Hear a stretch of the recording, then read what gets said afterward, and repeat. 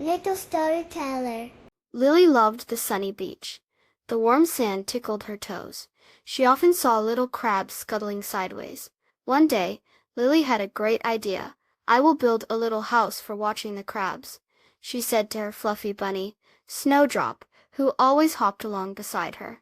Lily decided her house would be made of long green palm leaves that had fallen from the tall palm trees.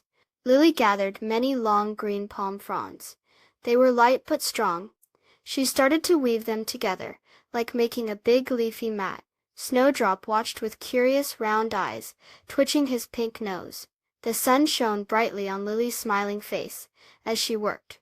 Slowly, piece by piece, Lily's little house took shape.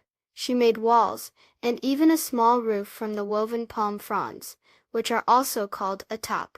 It was a perfect little square, just big enough for Lily and Snowdrop.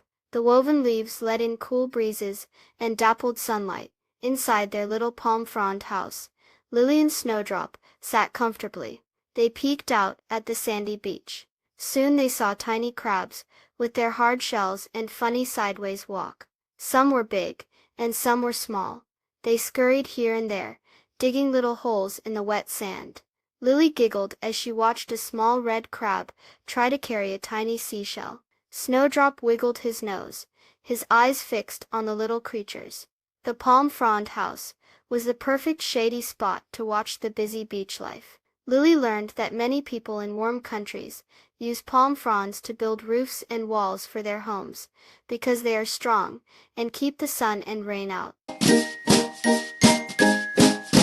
Please subscribe. Thank you.